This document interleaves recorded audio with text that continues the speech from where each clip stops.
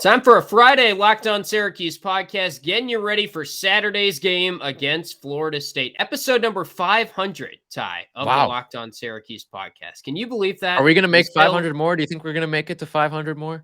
I'm what all has this for been it. now? 2.5 years? 2 years? Actually, no, we're coming up on crazy. 2 years. Yeah. Coming up on 2 years. Time flies. Our first episode, we were discussing Dior Johnson committing the day after. Yeah. And now a buzzer beater from Bryson Goodine.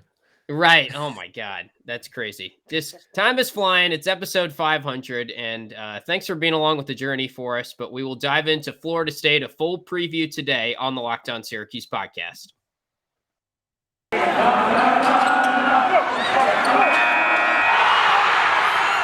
You are Locked On Syracuse, your daily podcast on the Syracuse Orange, part of the Locked On Podcast Network. Your team every day.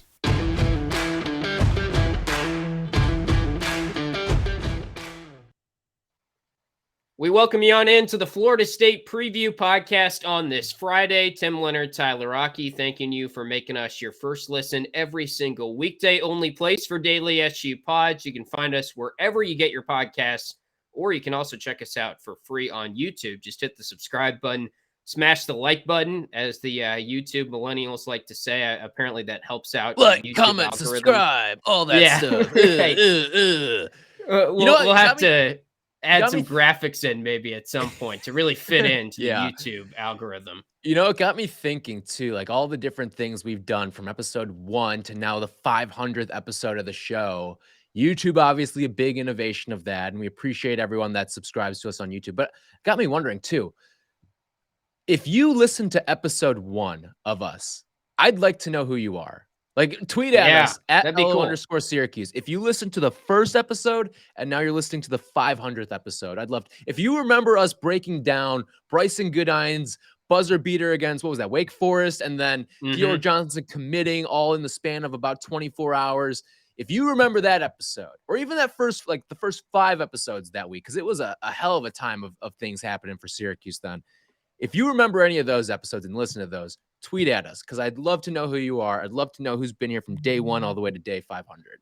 Yeah, there's probably one person because everyone else just got James sick of Zuba. us. It's James Zuba. James Zuba. That's the list. Shout out to you, James. Thanks for being along for the ride the entire time. By the way, I do want to say shout out to John Casillo as well. I saw he's hanging up the pen for Noon's Magician. He's been great. Right. He's been there like over a decade now, or about a decade. Yeah, that's cool. But congratulations to him. He's riding off into the sunset. Unfortunately, this is the Syracuse team that put him over the edge. But congrats. We always love reading your work, John. Yeah, he had a good sort of signing off article that I read through today, which was interesting. It was cool to see him talk about all his time that he's put into Noon's Magician over there. But all right, Florida State, they're 9-5, coming up 2 solid wins here. Louisville and Miami at home beat Miami on Tuesday night by 65-64. Syracuse going for the sweep against them after they played on December 4th. A win when it was simpler times in Orange Land, 63-60 win. That was when the tournament was on. Like this was the win that put the tournament on. It was back on. Like not just Final the tournament. Final Four was on. Yeah. Yeah.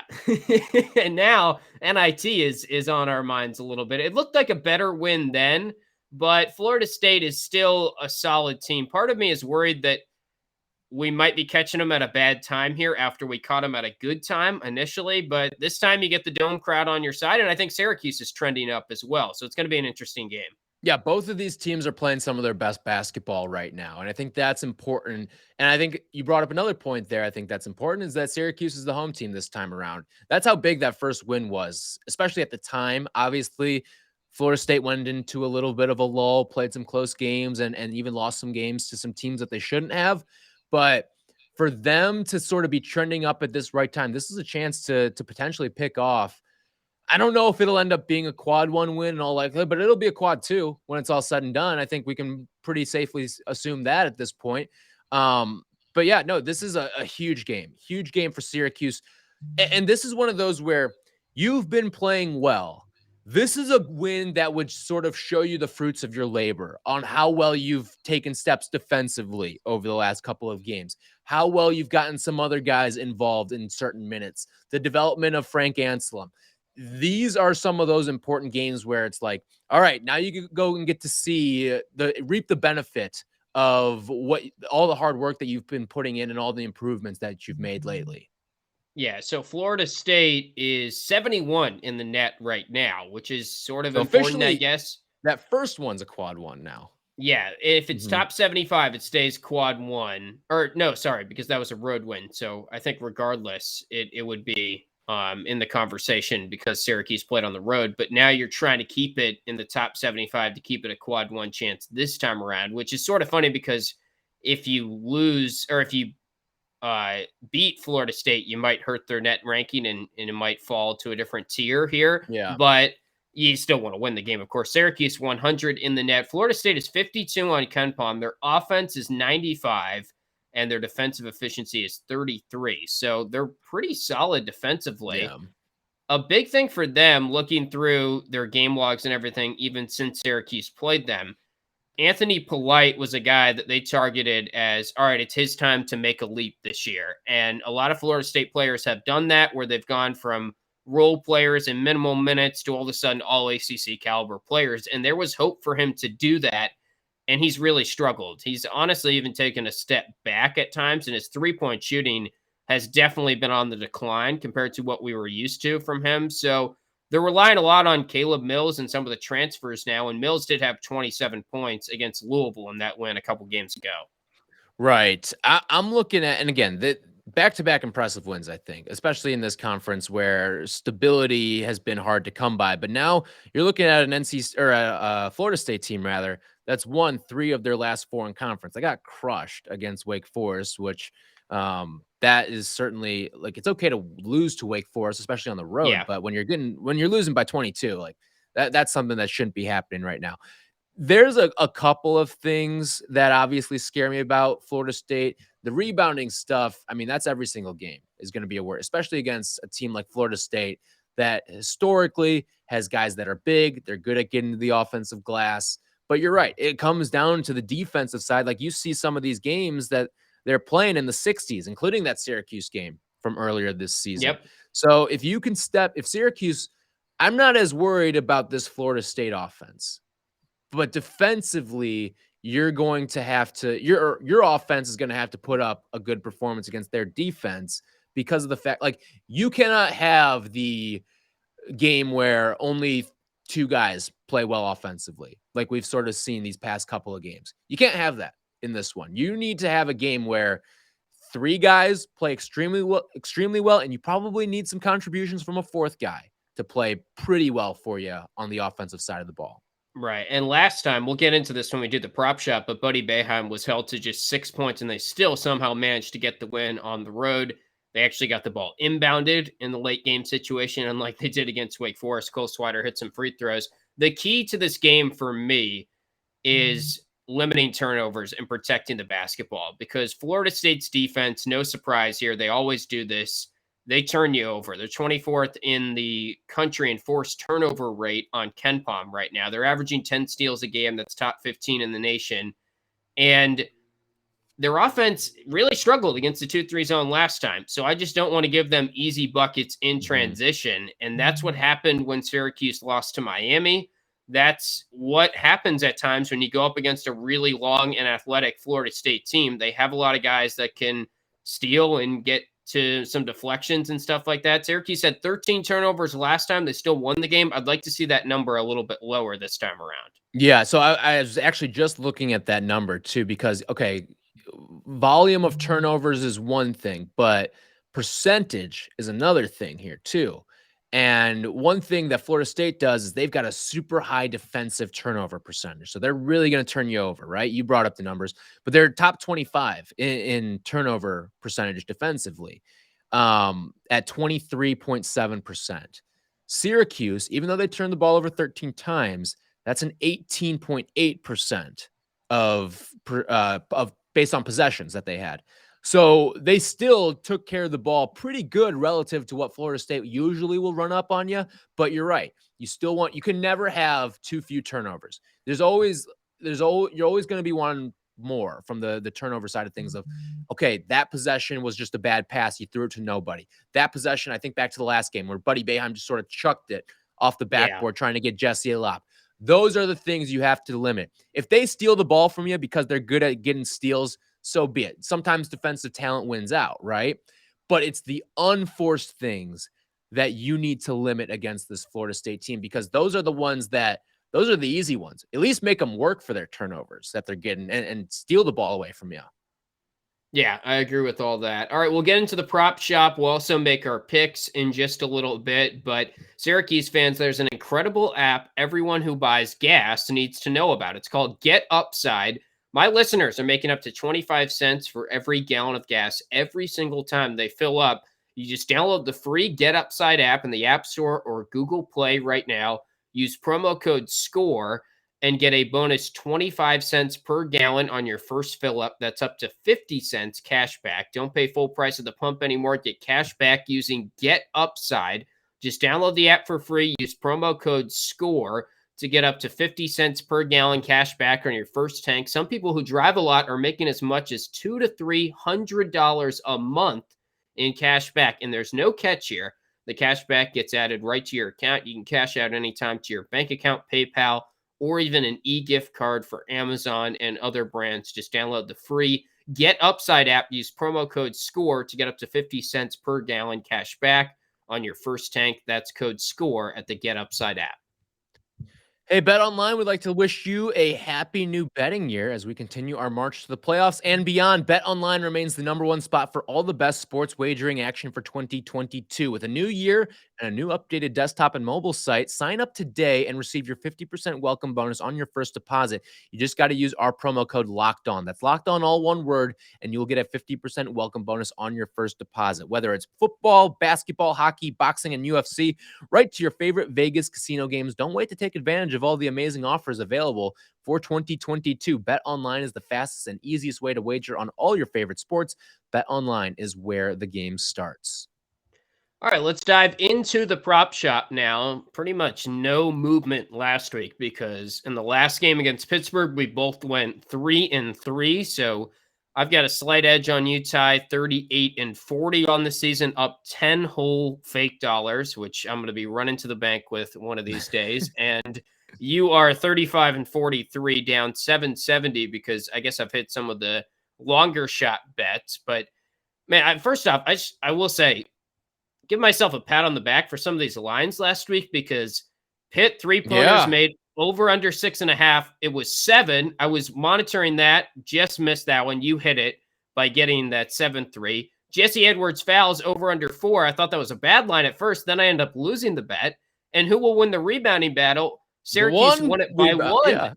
Yeah. It was the last 5-0 in rebound margins now for Syracuse in the ACC. So, you know what? Let's start with that one because that's a prop this week again. I feel like we just got to keep riding it to keep reminding people that they are somehow 5-0 in the ACC in rebounding battles, which included one over Florida State earlier in the year.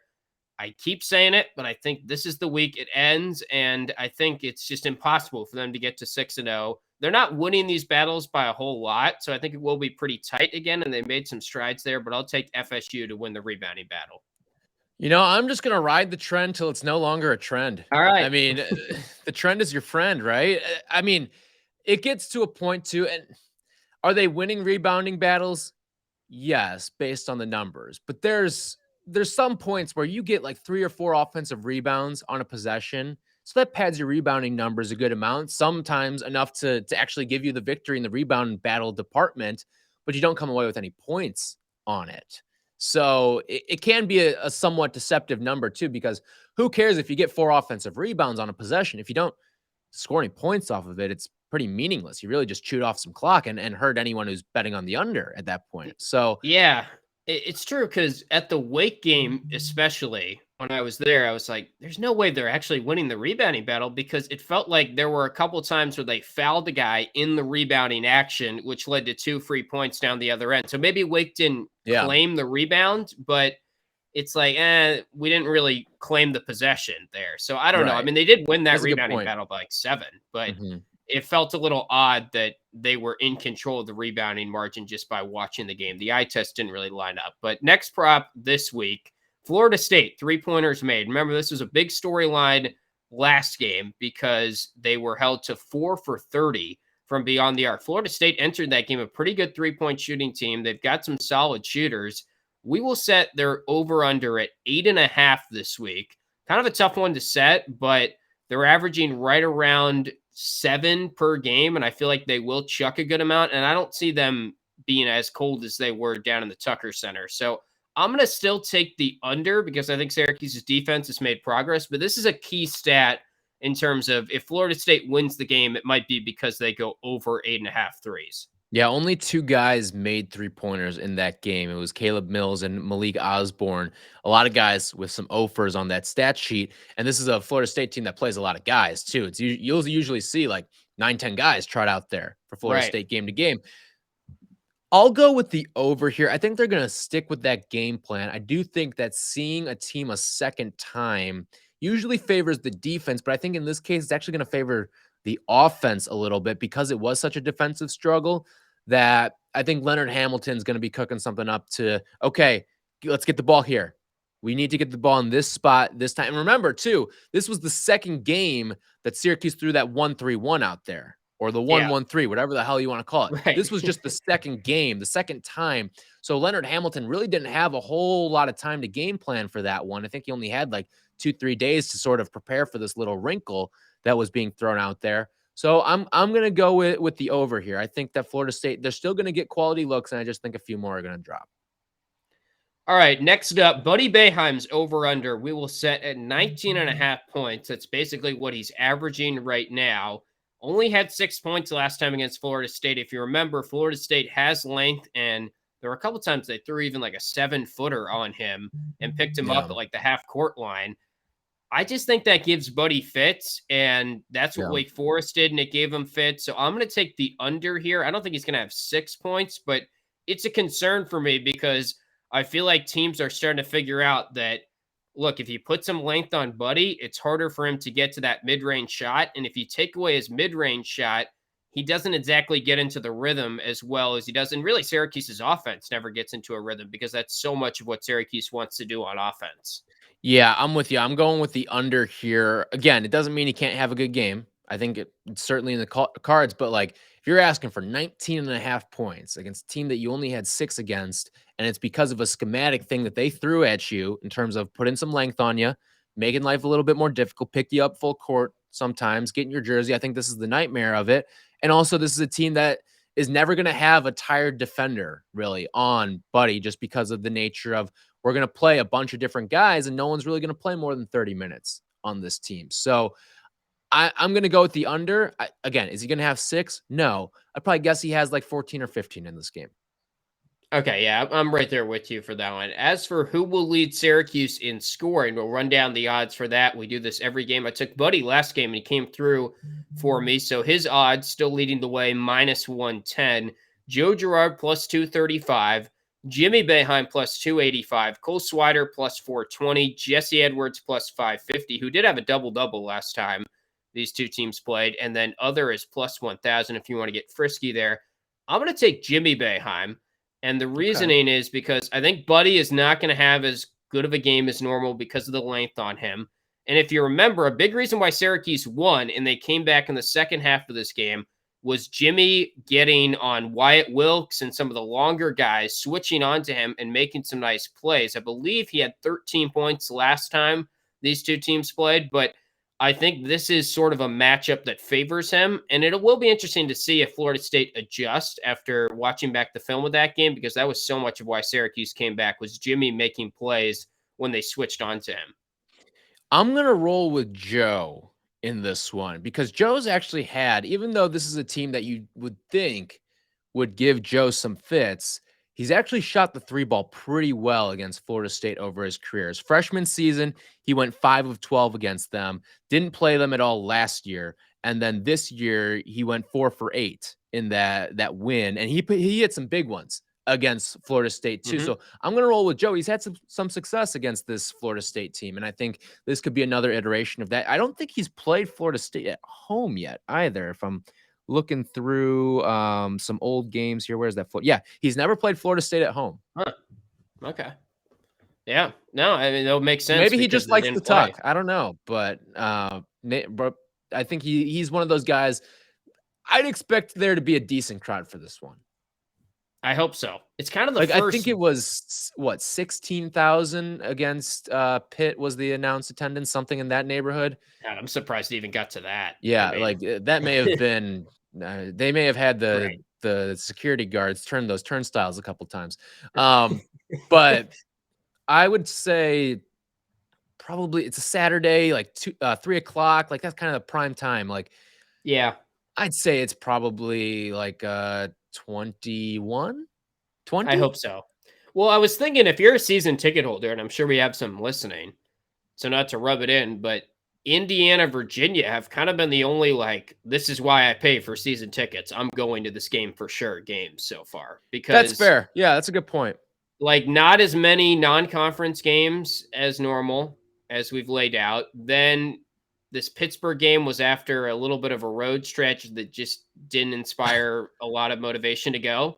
I saw a great And the comment on our weather. YouTube page. I can't remember who had it, but it was, oh yeah, a lot of people didn't go because it was the day after the college football national championship. What? it was like 14 hours Or after. are you hungover after watching a little Georgia Bama? Like, On a Monday night. Yeah. yeah, I don't know. No, I think it was a perfect storm for that Pitt game. So that's why, I mean, yeah, even 16,000 is pretty strong if they got that many. yeah. Which And even they, though the students aren't there, like Florida State's a premier ACC opponent. Even if they're down this year, it's still a game. Like if you and I lived in Syracuse, even if the team was as bad as it is right now, we would hit each other up and say, "Let's go." Right? yeah, there's still a big time name. Yeah. But I guess what I'm saying is the games that usually you've had maybe 3 or 4 of those Florida State type ACC games or crowds like that so far. You probably Yeah. only have had 2 this year. Yeah. You also So haven't this had would a be lot the of third home one. games either. Like Yeah, what it that's 1, why. 2, 3, 4, 5, 6, 7, 8. 8. And you've played Yeah, 16 games. Half your games have been at home. It's not traditional for this program. right. Now, all right. We will pick the game next and dive into how we think this one unfolds. If Syracuse can pull off the sweep, but it's the new year, so that means New Year's resolutions. If yours is about getting fit or eating healthier, make sure you include Built Bar in your plan. Built Bar is the protein bar that tastes like a candy bar. It's actually maybe even better than a candy bar. And they make it easier to stick to your resolution because Built Bars taste so good. You want to eat it, unlike other protein bars, which can be chalky or waxy or taste like a chemical spill. If you want to eat healthy, but it just gets boring by like week 3, you might be thinking this is just not worth it. Where's the chocolate? Good news. Built Bars are covered in 100% real chocolate, and they're somehow good for you. So go to built.com, use promo code LOCKED15, get 15% off your order. Again, that is built.com. Use promo code LOCKED15 for 15% off at built.com. All right, Ken Pom is projecting Syracuse to complete the sweep here, a 2-point win. 76-74 is a projection. We have not gotten our number from our friends over at betonline.ag, recording a little bit earlier than normal for this one, but usually Ken Pom and betonline.ag are pretty similar, so we'll go off that number for now. I'm a little torn on this one, but I do think Syracuse wins, and I feel like I kind of have to say that because all week I've been saying that this team is playing a little bit better and they're trending in the right direction, and it's actually probably playing a little bit better than an 8-8 team would suggest. But at the same time, it's tough to beat a good team twice, and I think we're catching Florida State at a time where they're trending as well. Yeah, I'm with you. I'm gonna roll with Syracuse in this one, and this is more of like a college basketball spot that we sometimes will talk about from time to time. Like, is Syracuse the better team in this matchup? No, they're not. Florida State is the better team in this matchup, but home game. Anytime. Here's a little betting tip for anyone. Okay, anytime you see a line with a home team -1, -1.5. Maybe it starts creeping towards 2. That team usually wins. And not only do they usually win by like 7 to 10 points too. So if you see Syracuse here as a 1 or 2 point favorite when it comes out on BetOnline, roll with the orange because it's just sort of if you play this out a number of times, Syracuse will win this game more than not just because of the spot that it's in. And like you said, there's evidence to suggest, too, they're playing better as of late. So I'm with you. I'm going to take Syracuse to win this game. I think Florida State has better players. Like you said, they're probably a better team. They're not going to shoot 4 for 30 from 3 again because some of those and were as well wide as open Syracuse looks. Is playing right now, Florida State is playing better. I think that's worth noting. Yeah. Too. Yeah, because we're talking about Syracuse playing well. They've also lost 3 of their last 4 games. Yeah. Like Florida they State just has haven't won close games. 4 of their last 5. Yeah. Right. So as much as we're talking about them playing well, that's almost like I don't know. The consensus is not saying that. And when Florida State fans look at Syracuse, they're like, oh, we might be catching them at a good time here because they've lost 3 of 4. But I do think the Syracuse is due a win or two to kind of level out the scale. Yeah. And it's going to be a close game probably, but I like that Syracuse is at home. Syracuse right now 8-8 against the spread so far this year. I am 6-7 on picking these games. You're 7-6 against the spread. I will say props to you. You've won the last 4 against the spread, dating back to, I believe, the Cornell game. And I think I'm 3-1 in the last 4. So we're on a little bit of a roll here. We were on them with the Pitt pick. I know it was kind of close at the half, but we both saw that as a blowout. That panned out. I think Syracuse wins this game, and I think it's sort of the start of this little run here that they go on before the Duke game. And it's just because I feel like they're owed a win off of the last couple road losses, and even the Virginia loss, that was kind of close. Yeah, there will be positive regression coming Syracuse's way based on how they've played. There have been singular plays that have sort of lost Syracuse games at times this season, and I just look at some of the balls will start to bounce their way. That's just kind of the nature of sports in general. And I look at this Florida State game as, okay, this is a nice little spot. And we kind of talked about it. Like you look at these next, what is it? Like 9 games for Syracuse. Well, if you lump the Pitt game into it too, there's a real chance they can go 8-1. Will they go 8-1? Probably not. But there's very winnable games over this next stretch. When you look at, you got another game against Pitt. You get Wake on your home court. You probably feel a little bit better about that. You play NC State, who's been really down this year. Louisville on your home floor, and BC. And you've also got Clemson, too. The one game that you can put it in Sharpie right now that's a loss is probably Duke on the road, right? Like, yeah. You and I aren't picking Syracuse to beat Duke on the road. So, not saying it can't happen because crazier things have happened. And I think Syracuse was the better team in that Miami game, and Miami went on the road and beat Duke. So you can always catch them on off nights. That's such the odd and like sort of fun thing about this year's ACC is every single game, like you can convince yourself, like Ken Pom, as you're laying out, into it, yeah, has Syracuse winning, let's see, 7 of the next 8 games outside the Duke game. And if they do that, it's like, oh my God, if they win 7 of 8. But that's Ken Pom's projecting that, and he's also projecting them to finish 9-10 in conference and go 15-15 overall at the end of the season. So it's just odd because all these games are going to be close. And even you look back, Wake, Miami, like I think we did do podcasts around Christmas time, and we said this is a pretty soft start to ACC play. And then they started 1-3, or they lost 3 in a row after the Florida State win. So that's just going to be the nature of the ACC. They're probably not going to win 7 of 8, but I could see it the way they're playing. I do think they're trending upwards. And if all of a sudden you're 15-9, including what would that be? It would be 9-4 in the ACC. It's a totally different team you're talking about at that point. Yeah, I think you're still a couple ACC tournament wins away, but yeah, you're still far off. But you set a would path, almost be, at least. There's no path right now. I'd almost like sacrifice a loss for a Duke win, because that Duke win, like Miami getting that win, to me just makes them in a different tier than the rest of the teams in the ACC, because Miami has a legit quad one, no matter what, one of the better wins in college basketball this year right now by going on the road to Cameron. So. By the way, root for the Hoosiers right now, because they are, I think, 31st in the net at this point. So they're knocking on the door of making that a potential quad one. And if you can somehow pick that one off, and you can go on this little 7 of 8 streak right here, then you're talking about a different resume. I love this. We just talked ourselves into Syracuse in the Yeah. NCAA tournament. No, we didn't just talk them into the tournament. We talked about it as like a Sweet 16, maybe like Elite 8 Right. team. Like that's what we just We're did. back. Final Not Four's happening. back on, It's not happening. as they Stop. say. Joe Girard is back to being a Syracuse point guard, not Siena. Everything's good again. Yeah. So He might be playing for Duke by the end of this season.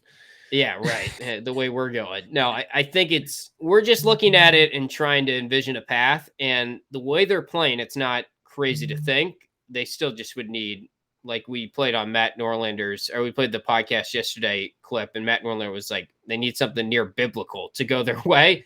Yeah. It is still very unlikely. Well, let's be honest. Winning 7 of 8 is near biblical. It would be 8 of 9. Winning 8 of 9 is near biblical. So if you can get that to go your way, like, listen, we're laying it out, okay? 8 of these next 9 games are very, very winnable and can go in your favor. But are they going to go 7-1 in that, or 8-1 in that stretch? Probably not. But if you do, that is a Herculean effort, and that is the near biblical thing that could go their way. Right. Yeah. It starts with this one, though. They got to get this win over Florida State. So we both think Syracuse does do it. Fingers crossed on that front. We'll be tweeting the game at LO_Syracuse. Our live thoughts throughout it on Saturday, 3 p.m. tip for that one. If you're going to the game, maybe tell a friend about the podcast, get the word out there. That always helps us. Drop a review as well. Subscribe to the show on YouTube if you haven't already. And we will talk to you guys on Monday with a full Florida State recap.